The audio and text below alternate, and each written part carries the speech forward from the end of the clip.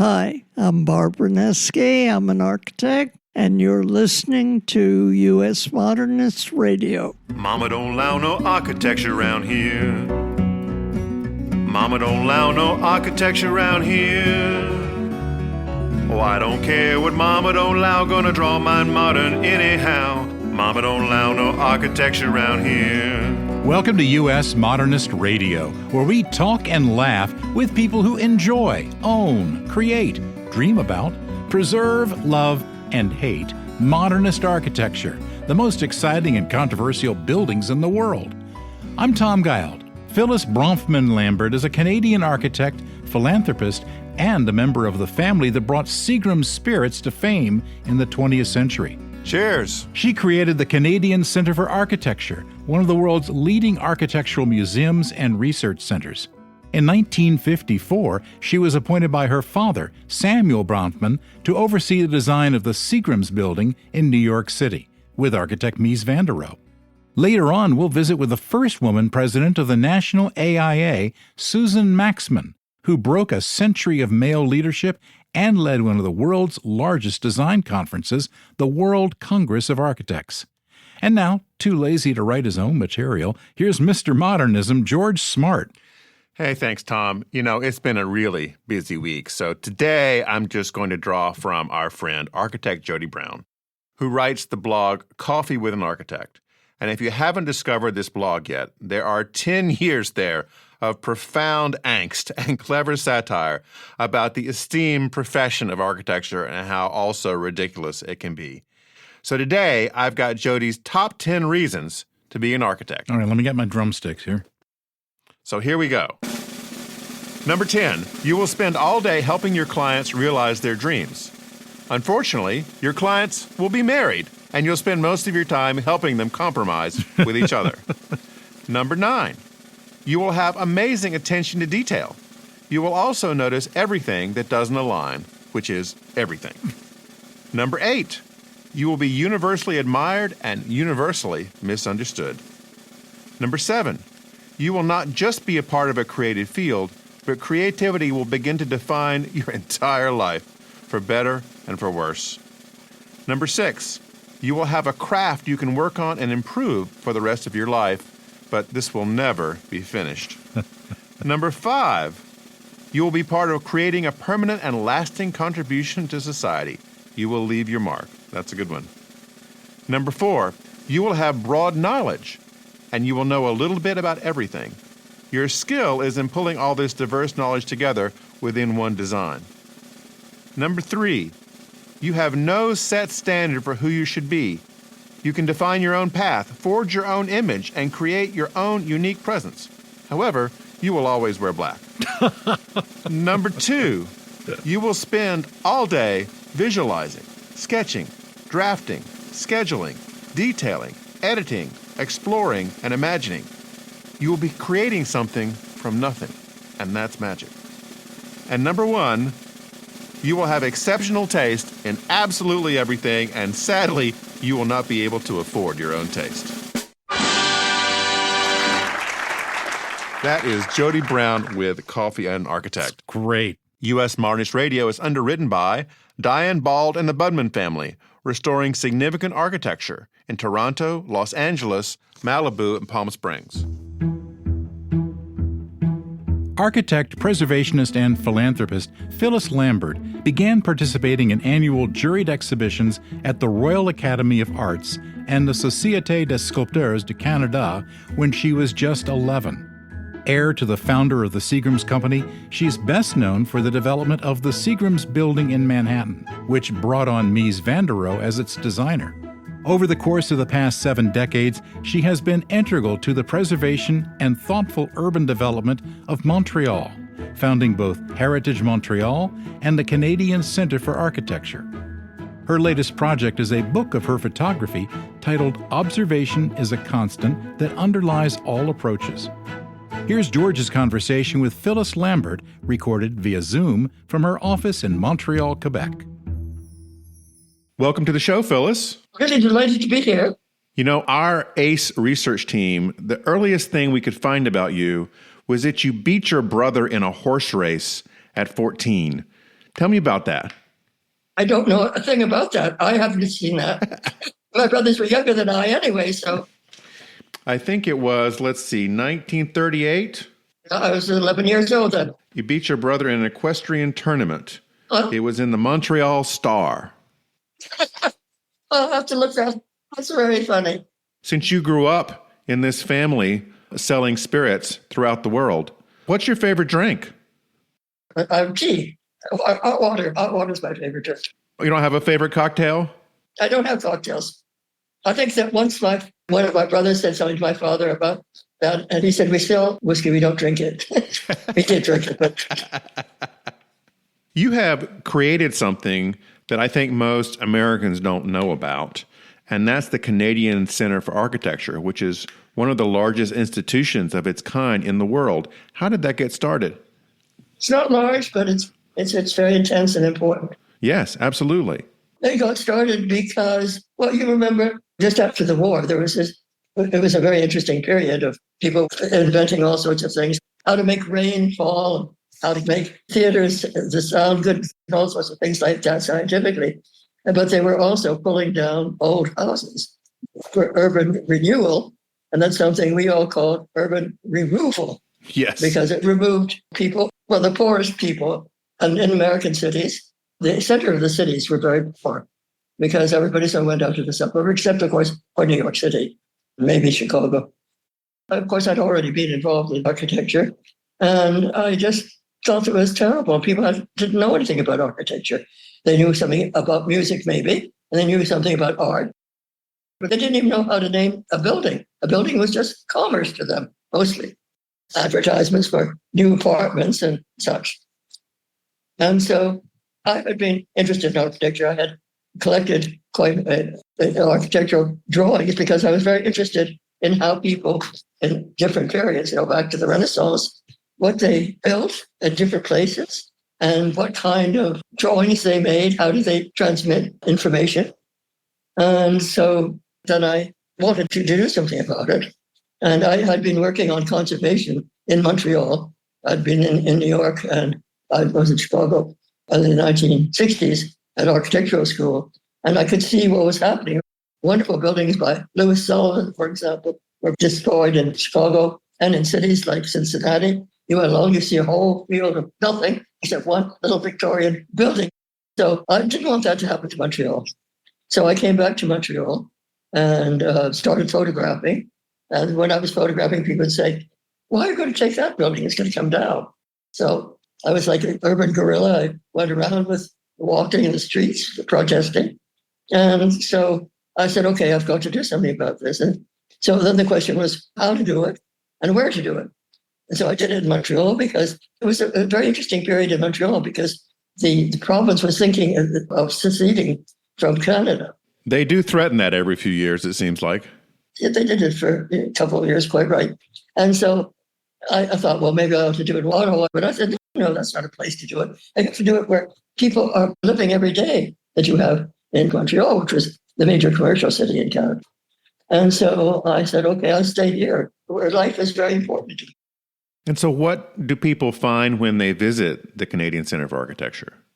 We look at all the issues, and we could go back to how those problems were solved at another time. But also, we don't ever say what you ought to do, but we always say, these are ways it has been done.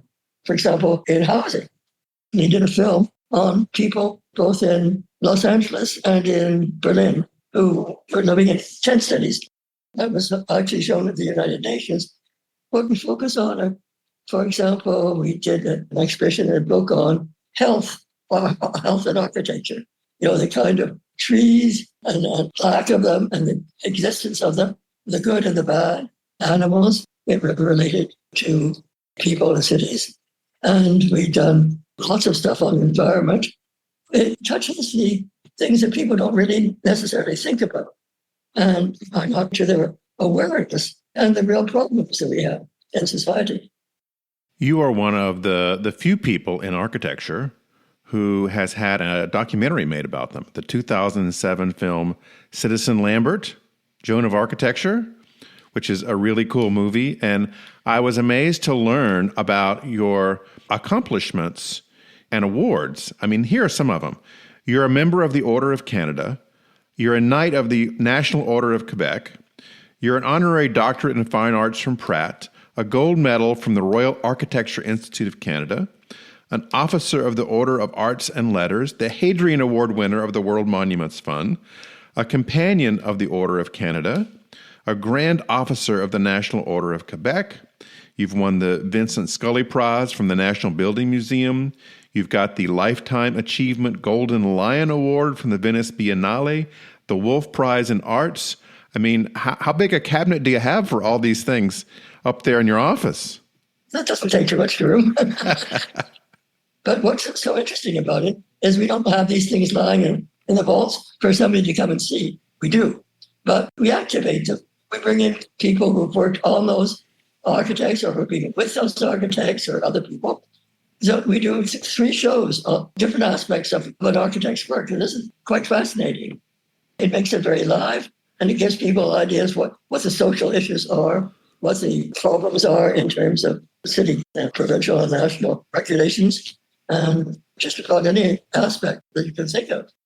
Well, I know you've told this story a lot of times, but one of the things our listeners want to hear about is the Seagram Building. And one of the things that we discovered was that there was another architect for this originally, and he was kind of hitting on you. Was that how the story went?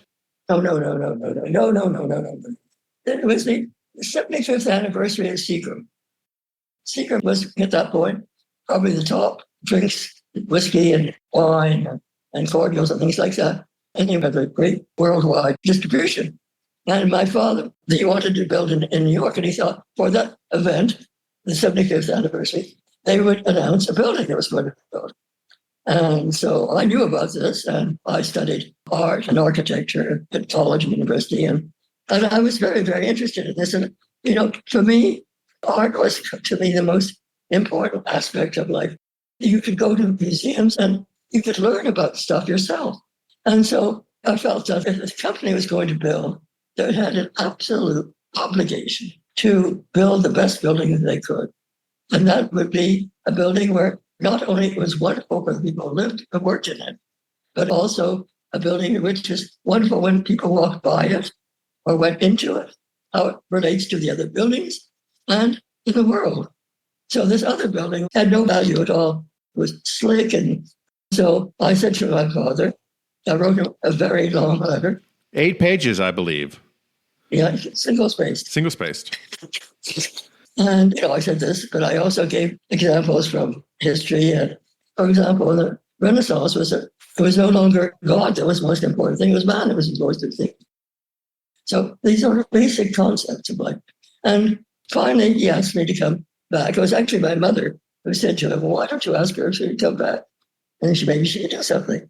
And I spoke to various people, the Museum of Modern Art, and to Louis Mumford, and the man who my father had chosen to build the building because he very much liked the CEO of the company, Lou Crandall. And so he wanted me to see Lou Crandall.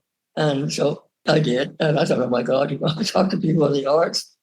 They all were excited about the idea of building a marvelous building in New York. But we just worked together so wonderfully well. So he said to my father that I ought to do the research for the architect. The only way you could really do it is go to people's office. You have to know who you want to see. Yeah. There's a lovely story about that, which I like a lot, is that with Philip Johnson, who was at the Museum of Modern Art, head of the Department of Design, Architecture Design, and Errol Saarinen, who was one of the very, very good younger architects at that point. I said younger, he was about maybe 50 or 40, up and coming. So anyway, he had the idea of those who could and shouldn't, those who could and should, and those who couldn't. So with that list, I went around and went to the offices of everybody, wherever it was in the country. And my conclusion was there were 2 people on the could and should list, and that was Mies van der Rohe and Le Corbusier, who had already done the idea of the UN building in New York. It was, it was sort of not clear who did what afterwards. Right. But Lou Crandall said, yeah, that would work. And so we went ahead and worked on the building. Imagine how great it was. Because walking the streets of New York with going to the site, 18 months to design, 18 months to build. And so my criteria was who was going to do the best building in New York, building the conditions that I thought were so important. And that is its relationship to the public, to the people who worked in it. And I realized, because there were people on the building committee, had sort of said, oh, Frank Lloyd Wright was terrible because his buildings leaked and things like that. My job, as far as I was concerned, was to see that Mies built the building he wanted to build. And I was in between the two. I was in the architect's office, Mies and Johnson, and I worked with the company, connected the two together. Also, the various engineers and construction people who were involved. So it was a hugely fantastic thing for me. It was just wonderful. There are always companies or people who are favorites. And so they say, well, you want to take this company, you do this. And, I kept all that away. Who sent in the best proposal, which was the contractor, was the one who received the proposal, but we always discussed them together. It was a very wonderful time. I've been in the building many times in a place called the Grill Room, which is the bar and restaurant in the bottom of the building. Not the bottom, that's not the bottom. It's at the ground floor of the building, which is important because it's a public floor. It's a place that people see and have access to. Yes. And in that grill room, I understand there was a table that Philip Johnson held court at frequently during the week. And I assume that you had lunch with him there, right? Well, that was after the building was built. And then I went on to architectural school. When I came into New York, I did. Yes, that's exactly right. It's a beautiful little table. I have a photo sitting at it that we took when we visited there one evening. And well, the whole room is so wonderful. Mies asked Philip to do that because Mies was back in Chicago because he applied for a license to practice in New York. And they didn't like his education. They thought he had to take an exam. Can you imagine this? One of the great architects of the world. But this was after the war. And in New York, at least, there was the existing professions protecting themselves against these great people who are coming from Europe. Most of them from Germany and countries that Germany was at war with. Marcel Breuer and Walter Gropius and Mies and others. And the great musicians and everything else. And they wouldn't give them the license to practice because it wasn't the same as they had in the United States. Anyway, we worked on that and then they finally had to get to Mies. But he went back to Chicago because he was working in New York on the building.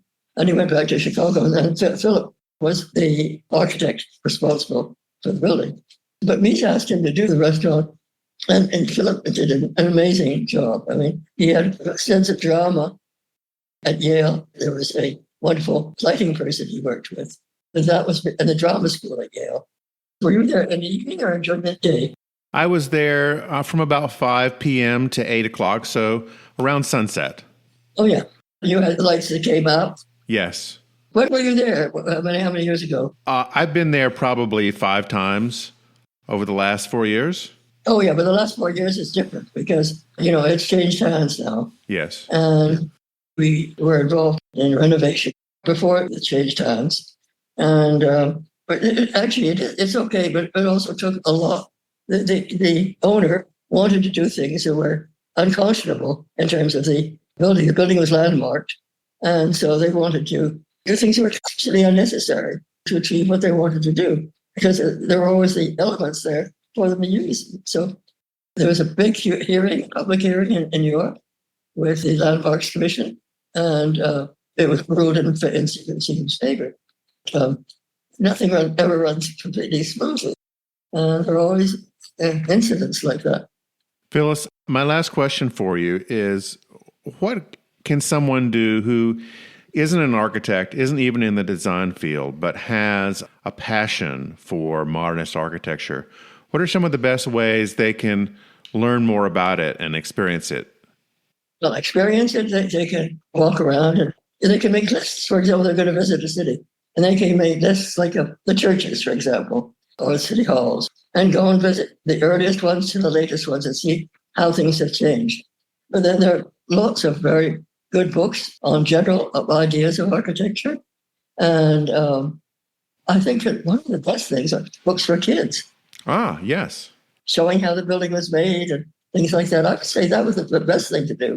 And then they could graduate from there to finding other things when they continue.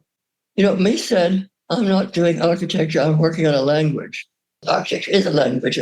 When we speak our alphabet, and a sentence isn't made up of A. It has all different letters of the alphabet. And if you look at a building, you have so many different concerns of the site, of the geology of the site, the structures that the building uses, over time, how that's changed and why that's changed. And it makes you look at history differently too. As you look at history and see that buildings were built with either wood or stone, that was all. So you couldn't span very far. You couldn't have a very wide roof because you didn't have any materials that could really allow you to do that. For example, the cathedral in Florence, where it is 100 feet and it has a dome over it. So the question was how to do this. So a story that the architect said, well, how do you make an egg stand on end? You just crush it a little bit. Well, what they did was put a big steel chain around it. There's so many ways of looking at it. And then also, you must absolutely understand the social aspects. Unfortunately, architect has up to now been pretty well always for very wealthy clients because it's an expensive process. But, social housing, we all know every city has a huge problem with that.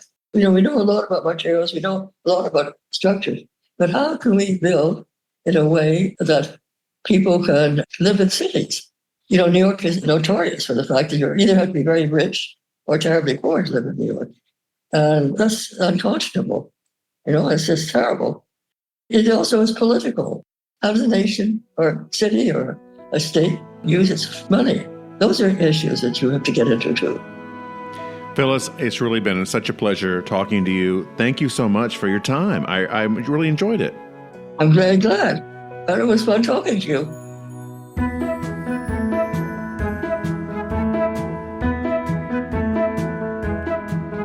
Susan Maxman earned her master's in architecture at the University of Pennsylvania. Go Quakers! Back in 1977. After a short stint at Koppel, Stewart & Day in Philadelphia, she co-founded Maxman Stuckvin Architects, and by 1987 she was the principal of Susan Maxman Architects. Susan became the first woman president of the Pennsylvania chapter of the American Institute of Architects, or AIA, and in 1993 she became president of the National AIA. She presided over the joint convention of the AIA and the International Union of Architects, the largest gathering of architects to date, drawing 5,000 architects from more than 85 countries for the World Congress of Architects. She's won awards from Canada and Mexico, honorary doctorates from Ball State University. Go Cardinals! And the University of Detroit Mercy. Go Titans! And she's known for being among the first architects to use computer modeling to determine a building's ecological footprint. In 2011, she was named by President Obama to the board of directors of the National Institute of Building Sciences. She's really something. Welcome to U.S. Modernist Radio, Susan. Oh, thank you. It's a pleasure to be here, and I liked your jokes in the beginning. The definition of an architect. Did any of them ring true? All of them. That's the sad part. Susan, before we talk about architecture, our ACE research team found out that you got your start in leadership early. You were class president of 7th grade. Now, what platform did you run on? Oh, for heaven's sakes. How did you ever know that? Where did you get that information? And of 11th grade. And 11th grade? Yeah. Wow. So what was your key to success? I mean, actually, for a lot of years at Columbus School for Girls, where I went in Columbus, Ohio, I was president a lot. I just guess I have a big mouth, so I don't know why I had this leadership thing, but whatever. I never planned to be president of the AIA, believe me. That was not on my agenda at all. At the time, I joined the AIA naturally after I became registered, and there was this group called Women in Architecture, and I decided to become fairly active in that. And all these women who had been really fighting the battle much longer than I had were just so down in the dumps and so kind of suppressed that I thought, gee, I have to really start doing work to get the women architects where they should be. And so that's when I really started to get much more involved. And I was on the board, the national board of the AIA.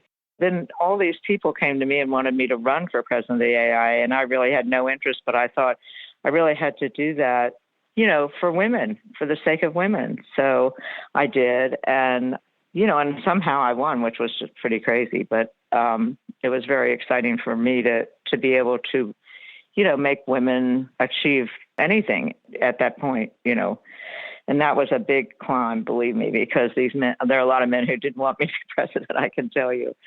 How do you get past that? In terms of how was I successful? Yeah, how did you manage to convince them that a woman could manage the organization? Well, I guess, first of all, my father had 3 girls and no boys, and he was very disappointed when I was the 3rd girl. Oh. And so because there were 3 girls and no boys, he really kept telling us we could do anything we wanted, and so on and so forth. And he sent us to an all-girls private school, and then I went to Smith College, which was an all-girls school at the time. And, you couldn't go to Yale or Harvard or anything in those days. That's right. And so I really grew up in an environment where women, of course, could do the things that men did. But still, it was very suppressed. Women did not have careers. I never even thought about being an architect when I finished college. And in fact, I never even graduated from college. I went 2 years, and then I got married and moved to Philadelphia and went to Penn. But then I started having children, and I had to drop out of college. Then years later, I went back because I wanted to study with Lou Kahn. And it was a long story of being admitted without I never got an undergraduate degree. I only have a graduate degree. Wow. I had some experience kind of working in the field without having any, former training, basically. But we had designed a house. In Margate. In Margate, New Jersey. And we hadn't designed it, but it was our house, and another architect had designed it. But I was very much involved in it. And it really, became a really pretty great house. And that's what really made me decide I had to go back and become an architect. So I talked my way into it. So they said, okay, you can come to Penn, but you have to take calculus and physics before we'll admit you. And I said, okay, and I'll take it at community college or something. They said, no, you have to take it with the pre-med students at Penn. So you can imagine. So I walk into the first day of physics class, and the physics professor turns to me and says, you'll never pass because women can't do physics. And there was another woman who was with me and who was a retread, as we used to call each other. And she was going back to Penn, too, to get her degree. And she got so scared that she ended up going to Yale, and because she walked out of the class. But I stayed with it because I knew that women could do physics, because I had grown up in an environment where women did all those things. And my father sort of convinced me. And also, we were related to Albert Einstein. So that part of my brain was a little bit more developed than the other. Yeah, you left out that part. But, it's not nepotism that you're trying to rely on. It's, your ability to do physics. Now, Susan, how was it to study with Lou Kahn? Was he as mystical as we've read about? Well, the big problem was this. I really wanted to go study with Lou Kahn, and that was the thing that really drove me really to go to Penn. But he died the year that I entered the program. He died. Oh. So I never really got to study with him. But, I'd heard him a lot of times and so on. And my husband, used to work for him. He was not my husband at the time when he was working for him or anything. But, so I've heard millions of stories about Lou. But he was really my impetus. I mean, I really wanted to go back and study with him because I had seen some of his work, and he was doing work for friends and so on. And, I just thought he was terrific. So I really felt like I knew him, even though, and I had met him a couple of times, even though I didn't really get to study with him. When you spoke earlier about coming into the Women in Architecture group and finding women that were very downtrodden and depressed about what was going on, what were they facing? What were the behaviors that they were running into? They just felt like they couldn't get ahead the way that men could. And, if they were in a firm, my first firm that I worked for, they paid me much less than they paid everyone else because I had a husband, and so they didn't think they needed to, and I was very angry about that. I didn't stay there that long. But, they just felt like they didn't have the opportunities that men had, and they weren't respected. And the first day of architecture school, when I walked in, there was a woman named Sasha Novitsky. I don't know if you remember her, but we know her was, very well, Matthew Novitsky's wife. Yeah. Yeah, right. And she looked at everyone and she said, "This is the most exciting day," she said. There are like 5 women out of, there were 5 women there in the class, which was so amazing to her that there were 5 women or whatever. I think the number was 5, but, there were very few, but yet it was much greater than it had ever been. That represented a huge jump in the female population compared to the previous year? Yeah, well, compared to ever. Yeah. Right. We were probably the biggest number at that point. Because, I just sort of never thought it was a possibility for me. Otherwise, I would have planned my course and done that. But in those days, women either worked in a museum or they did charity work or something like that. Women did not have professions early on when I was in school, even at Smith, which had pretty gutsy women, but still we didn't, you just didn't go on to be a professional usually. Certain people did and so on and so forth, but I never even thought about becoming an architect at that point. Weren't you at Smith about the same time as Betty Friedan? No, she was there earlier than I was, I think. Okay. But that whole movement hadn't really started yet when I was, in college and stuff. That was a little bit after my college experience. Okay, so Betty Friedan predated you, but was it The Feminist Mystique? That was published sometime later. Yeah, definitely later. And somewhere in the middle, there was you. Yeah, there was me and a bunch of other women. Yeah. But, if you really wanted to get a good education, if you wanted to go to one of those schools, you had to go to Smith's or Wellesley or Vassar or one of those schools because we couldn't go to Yale and we couldn't go to Harvard and we couldn't go to, you could go to Harvard, I forgot what it was called at the time. Radcliffe? To Radcliffe, yeah. But my 2 sisters, one sister went to Smith and the other went to Wellesley. They were twins. And then I went to Smith. But yeah, so it was just a whole different era. And it's just so exciting for me to see my grandchildren now and my children who, really thought they could do anything. And did any of those progeny become architects? Not one. Not one. Not one became an architect. They became other things. One of my children is head of Oxfam and, another is a big fancy dancy lawyer. And they're really quite something. And the grandchildren are really great too. And I just get so thrilled to see that women today are really thinking they can do anything.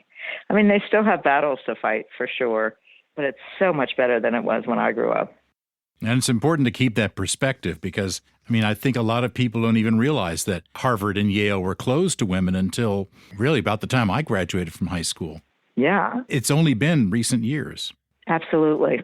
Susan, being the first of anything is a lot of pressure.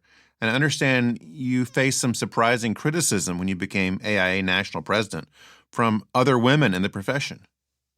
Oh, you mean a criticism, that I became president or that? Right. Well, I can't remember the criticism from other women other than the fact that a couple other women thought they were going to be the first president of the AIA who were on the board. And I sort of beat them to it. But, jealousy. Yeah, I think it was jealousy. The staff was the male staff was a little bit questionable and really gave me a tough time sometimes. But when I said, as president of the AIA, you got to determine what your convention was going to be about, the annual convention. Right. And I said it was going to be about sustainability and so on and so forth. I had gone to the Earth Summit.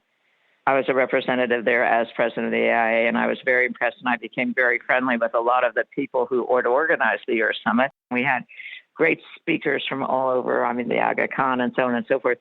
And when I said to the CEO that this is what I wanted the convention to be about, he said, "Oh, you can't have it about that. No one will come." I said, "You know what? It's my choice to have the convention about what I want to have it about, and that's what we're going to have." And it was the best convention. People came from all over. It was so well attended. And people later on, when I went to other conventions and when I would go to other AIA things, they would come up to me and say, "That was the best convention." Wow. It was just terrific. We had great people from all over. And the guys from the Earth Summit helped me organize it all. It was just terrific. That was way ahead of his time. That was before Al Gore and his documentary and everything. Yeah. And, it was just so terrific. It gave me such a purpose, in being president of the AIA. And because I was a woman, I think that was the one thing that I never was afraid of being different because I was always different in my field. So, so those kind of things were just terrific. And I was so glad that I had the chance to do that. And then I went on to be on President Clinton's, he had an eco-efficiency task force, and that was terrific. And I really became very involved with a lot of the real movers and shakers of the sustainability movement at that time.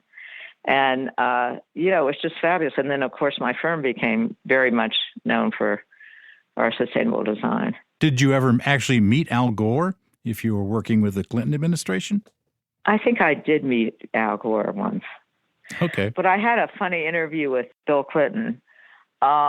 He was going to present the gold medal to whoever won the gold medal. It used to be that the President of the United States presented it to him, and there was always a photo op there, and so on. It was always televised.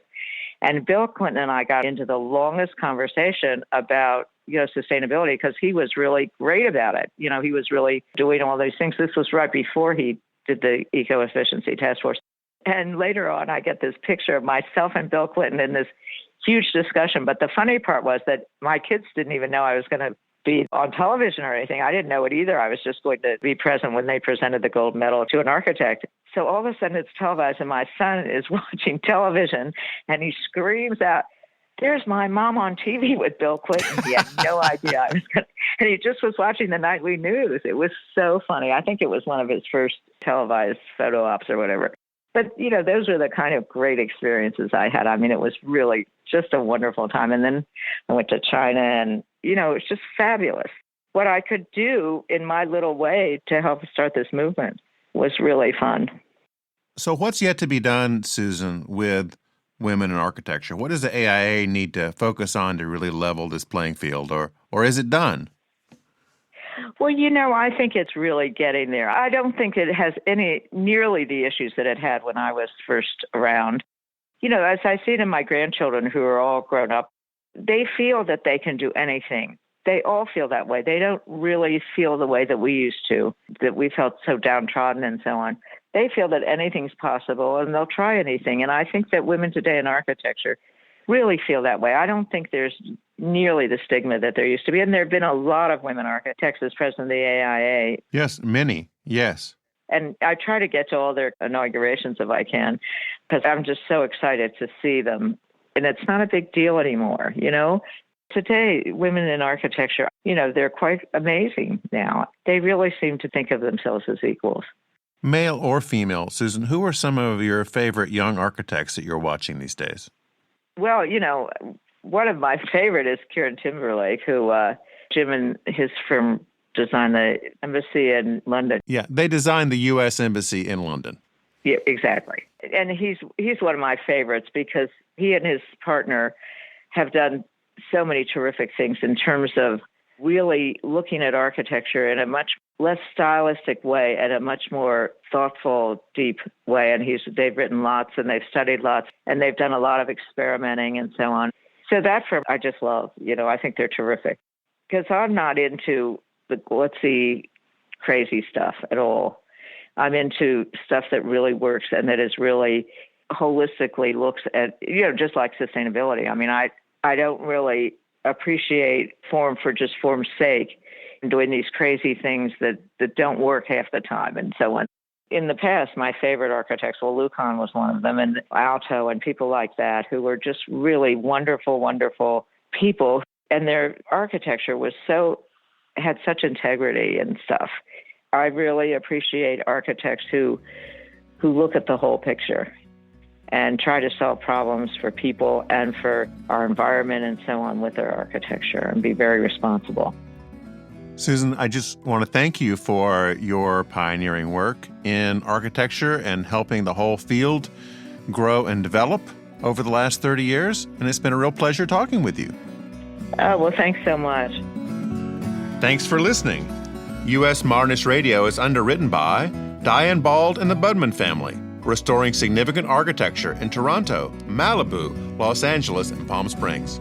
Okay, Tom? Visit usmodernist.org's massive archives to listen to past shows, discover documentation of 20,000 significant modernist houses, and access 4.2 million pages of classic 20th century architecture magazines. U.S. Modernist Radio is produced by Soundtracks Recording Studios in Raleigh, North Carolina. Our theme song is performed by George Smart and Robinson Earl, with guest research by Kelly Policelli. U.S. Modernist Radio is a production of Modernist Archive Incorporated, a nonprofit educational archive for the documentation, preservation, and promotion of modernist residential design. I'm Tom Guild. George and I'll be back soon with another Pioneering Women Taking a Hammer to the Glass Ceiling edition of U.S. Modernist Radio. Insert the glass break sound here.